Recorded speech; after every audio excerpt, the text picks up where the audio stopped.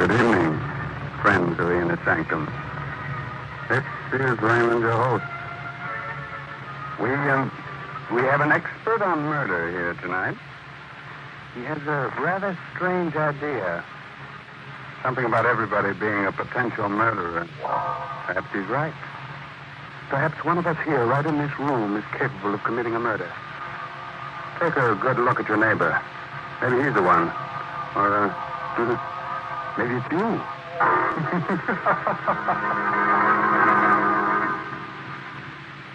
Inner Sanctum Mystery, by Hyman Brown, brings you one of Broadway's and Hollywood's best-known stars, Boris Karloff, now appearing in the smash Broadway hit Arsenic and Old Lace. Tonight, Mr. Karloff appears as Herbert March in Study for Murder, an original radio drama by Sigmund Miller.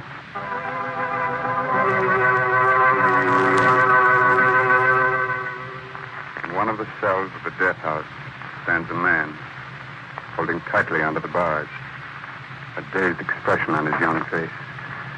His alive and precious minutes move swiftly away. The curtain of death draws closer. It is only a few hours before his execution. Suddenly, in the stillness, there are footsteps. For a moment, the dazed expression on Edward's face changes to fright. Hello, Sam. Hello. My name's Herbert March. Are you from the governor? No, Sam. I'm just a psychologist. Oh. My work is to try to keep other people from doing the thing that you did. You can help me by answering a few questions. That's not going to do me any good. No, but you can at least help other people from making the same mistake. I've got to get out of here. I want to live. I don't want to die. You were never convicted of a crime before, were you, Sam? No. No, I never even got a traffic ticket. I never harmed anyone in my life until that terrible night. You believe me, don't you? Why, of course I do. Please, Mr. March. Please, you said you're a psychologist. Can't you do something for me? Can't you say I'm insane or something? No, Sam, I can't. You're not insane. But I never meant to kill her. My hands went for her throat as if they weren't my hands. It's so hard to believe. Me, who never even had a fist fight. Very interesting. You didn't even hate your wife, did you, Sam? No. No, I didn't hate her. She used to get on my nerves. We used to fight a lot about money. But I never hated her. She was spending more money than I earned. She got you angry. She ridiculed your small earnings. That's right. How did you know? And she did that every time you had an argument about money. Yes. I couldn't stand it anymore. I know she didn't really mean it, telling me that I didn't work hard enough, but when she told me that last time, I don't know, my hands went for her throat. You didn't feel any kind of pity for her? I don't want to talk anymore, please. Please leave me alone. I can't stand it. This one question is very important. You saw her dead on the floor. What were your reactions? For a minute, I was glad. Then suddenly I realized what I'd done and I got scared. I tried to revive her, tried to bring her back to life. You talked to her, didn't you? I don't remember much after that. You feel full of remorse now, don't you? No, I don't. I hate you. I hate everybody. Get out! Get out before I kill you, too! I'm a murderer, do you hear? I can kill everybody! All right, Sam. Thanks very much. We're going to have trouble taking him to the chair. Doesn't make any difference, Warden. It'll all be over in 2 hours. Makes a great difference. We don't want Edward's last few minutes to be agonizing terror. He was quite calm until you spoke to him. Well, no one is ever reconciled to death. These last few minutes are really of no importance. That's rather cold-blooded of you, Mr. Lodge. Perhaps it is. I'd imagine you'd be just as sensible. I prefer to think that all murderers are sick men and should be treated as such. Ah, then perhaps we're not so far off from each other in our thinking. I'm trying to understand the disease of murder. A disease that all of us have, every one of us. You probably know that more than 2/3 of all murders are committed by what we call the average citizen. The most harmless, law-abiding man is capable of murder under certain circumstances. I'd like to observe the execution. Well, I'm afraid I can't let you do that. Why not? I don't understand your taking a dislike to me. Certainly I can do no harm. Well, you can do no good, but satisfy a morbid curiosity. I really believe you'd enjoy watching a man being put to death. I don't like you, Mr. Lodge. You ought to take a good look at poor Edwards and say to yourself, there, but for God go I. Good night, sir.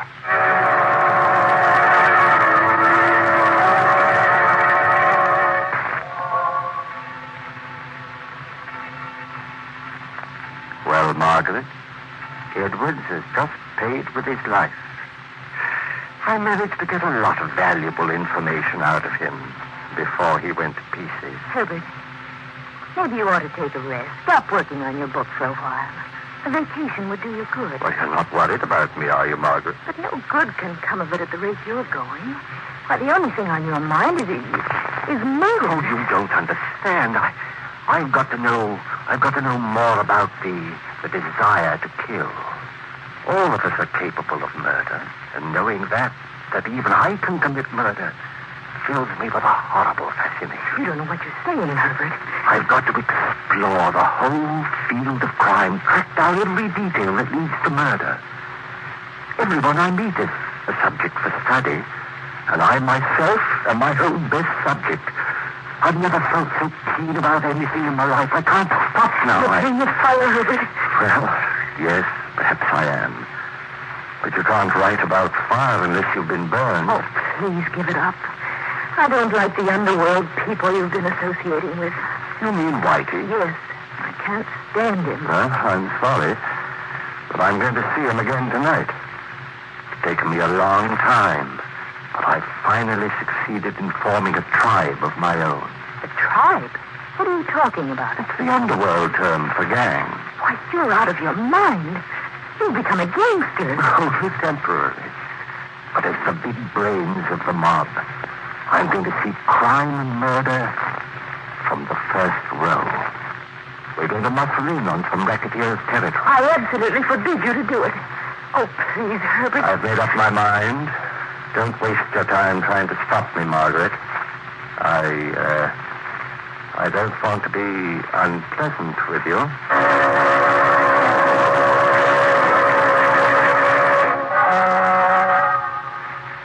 All righty. We're going to cut in on Cannonball Jerry's racket. He's had it too long already. It's about time it was taken away from him. Cannonball's funny tough. As soon as he gets wise, he's going to go gandering for us. I wouldn't like to be in front of his choppers when he's mad. You don't have to worry about him. No? Well, you ain't seen what he saw. I never will. We'll get him before he knows what's happened. You mean you're going to blast him? That's right. He sure took on a tall order. Who's going to do it for you? You are, Whitey. Oh, yeah? How are you going to get him here? Well, that's very easy. He's coming here. Coming here? I've tipped him off that a new mob is going to cut in on him. I let him find out my name and the address of this room. He ought to be here in a minute. You and Johnny are to meet him outside. He'll be coming up with the lieutenant right into a trap. But I want Cannonball Jerry brought to me alive. I don't care what happens to the trigger man. It ain't going to be an easy job. Well, you're not afraid, are you, Whitey? I ain't afraid of nobody. But I've been strictly a stick-up artist. Ain't never had a bump off a guy before. We'll take a couple of the boys with you. You won't have too much trouble. And hurry up.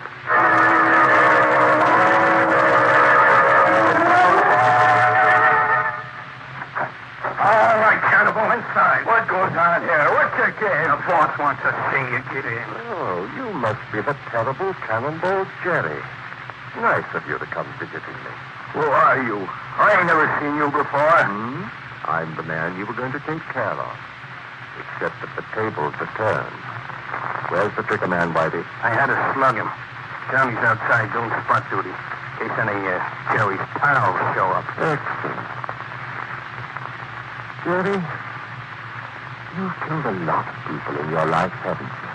I ain't got no beef with you. You haven't? But didn't you come here to kill me?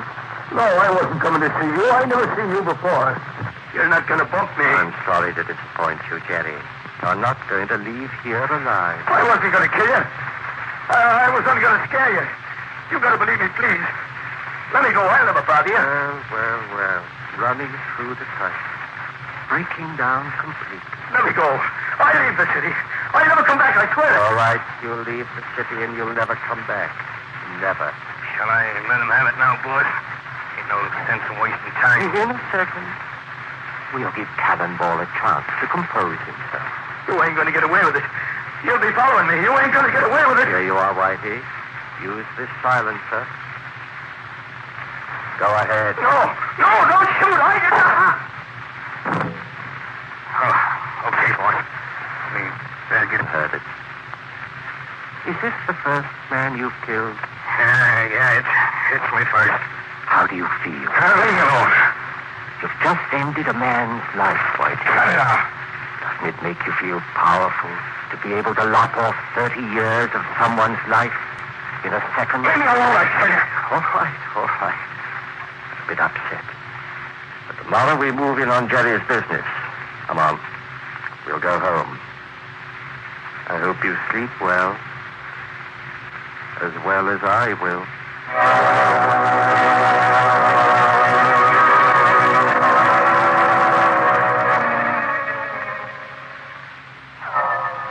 It's a few hours later now. In the small hours of the morning. Lodge asleep. Tosses in his bed as he hears a familiar voice. Hello, Mr. March. Huh? Who's there? It's me, Sam. Sam? Sam Edwards? How did you get here? You're dead. Yes, I'm dead. But I came back. I thought maybe you wanted to ask me a few more questions.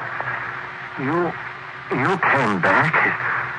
Oh, it can't be. I must be dreaming. I came back to tell you I was sorry about going to pieces. I was scared then. But I'm not scared anymore. Dead people aren't afraid. I'm nothing to ask you. Anymore? You told me everything. No, I didn't answer your last question. You asked me if I was full of remorse. You don't have to answer that. I knew. Remorse ate into me like acid. It was unbearable.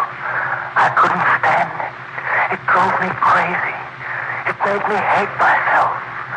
I just can't describe how it felt. No, I guess that about covers everything. It doesn't, Mr. Lodge. I was going to tell you about my last few minutes alive. I don't want to hear anymore. You know, Mr. Lodge, I was thinking, if you want to find out how it feels to kill someone, the best way is to do it yourself. Do it myself? I'm no murderer. I wasn't a murderer either until the first time. I'm a weak man, but you're a strong one. You'd enjoy it. Your conscience won't bother. No, I'll never kill anybody. You never can tell. Murder. It's an experience you've never had. It's really so easy. Quiet. You won't have to ask questions. You'll know all about it yourself. You've got to do it with your own hands to know. Try it. Try it with your own hands. Herbert, wake up. Herbert. Wake up, Herbert. What's in my heart?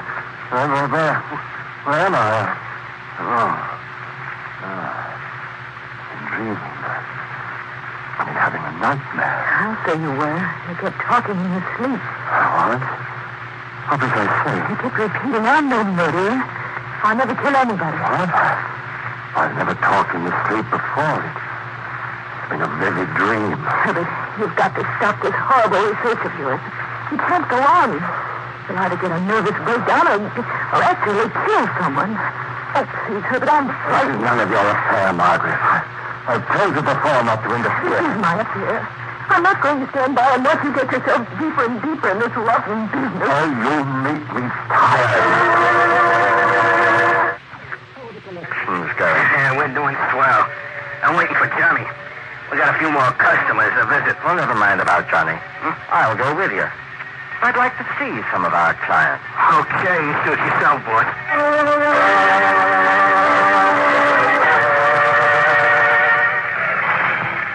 This is Petro's place.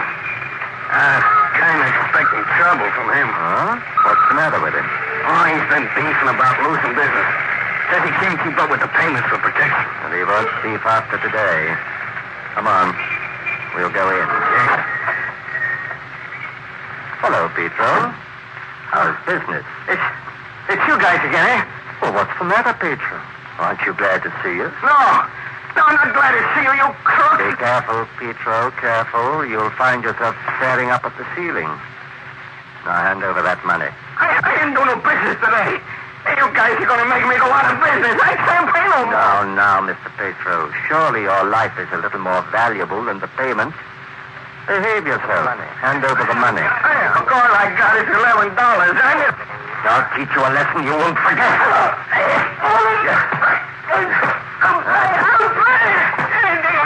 We want the full amount. I haven't got it all. You can look for yourself. All right. All right. We'll be back tomorrow. Come on, Whitey. Hey, what's the matter with you, boy? You almost croaked him. Yeah, we'd have had the cops down on us, sure. Yes, I could have killed him easily. I wanted to kill him. Wanted to beat his collie. I shouldn't have done it. He'd have paid it if he'd had it. I don't think Petro's going to give us any more trouble. And if he does, I'll be only too glad to see him again. Herbert, what's happened to you? Nothing's happened to me. You look as though you've been in a fight. I told you it's nothing. Now stop bothering me. Oh, Herbert, you're in trouble, I know. Please tell me. Maybe I can help. There's nothing that you can do. I told you before. I don't want you to bother me. I don't know what's come over you. It's just impossible to talk to you lately. You act as if you hate Well, I me. don't like you standing around staring at Ever me. since you got involved with those gangsters, you've begun to act like one. I warn you, Margaret, don't make things any worse than they are. True. You've become a criminal. You think like one and act like one. Keep I quiet. won't keep quiet. You've made life unbearable for me. You treat me as if I were just in your way. I don't recognize you anymore. You've become a hoodlum, a vicious, ruthless hoodlum. Perhaps, have I? Well, then I'm going to act. Oh! Now, get out. Get out before I lose my temper completely. Get out. You're no better than the worst of your gang. You don't know what you're doing anymore. You Show you. Get away from Once me. and for all, I'll... Get away from me. I won't hear that silly, nagging voice of yours anymore. I'll never hear it again. Now you keep quiet.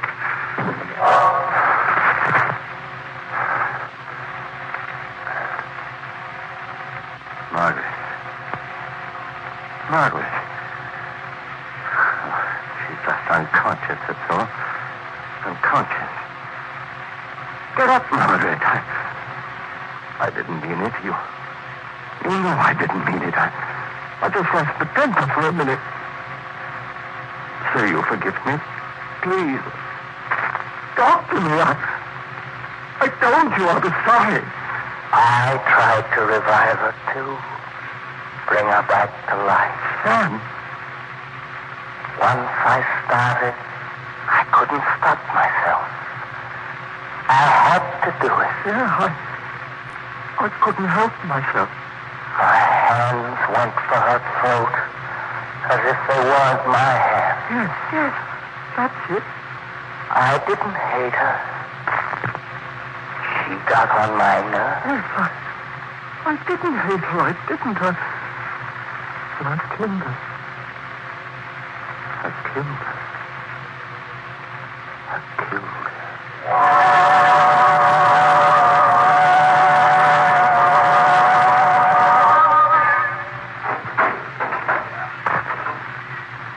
Any news, Fort? Is there anything I can do for you, Lodge? Have you heard anything from the governor? No, I haven't. I'm really going to die? In 2 hours? I'm going to be strapped into the chair? I'm sorry, Lodge. There's nothing I can do. Just like an ordinary, common murderer. You've never learned from poor Edwards. I never meant to do it. Very few murders are committed in cold blood. So you never liked me, did you? You're glad I'm going to the chair. I'm never glad to see anyone go past that door. You are. You don't want me to be saved. You want me to die. I didn't expect a man like you to go to pieces. I don't want to die. I've got to get out of here. Too late, Lodge. You learned a little too much about murder. Mr. Lodge, you sure did learn too much about murder. You should have learned to count to 10 when angry. But anyway, I'm sure Lodge will never do it again. That next book he's going to write will be called What Happens After Your First Murder or My First 1,000 Years in the Grave. As soon as it's published, Mr. Lodge will go on a lecture tour. I hope you'll get a chance to hear him. He's really fascinating. In a repulsive sort of way. Perhaps we'll get him to speak on the inner sanctum. I'm sure we'll still be on the air at that time. For the present, the time has come to close the squeaking door until next week.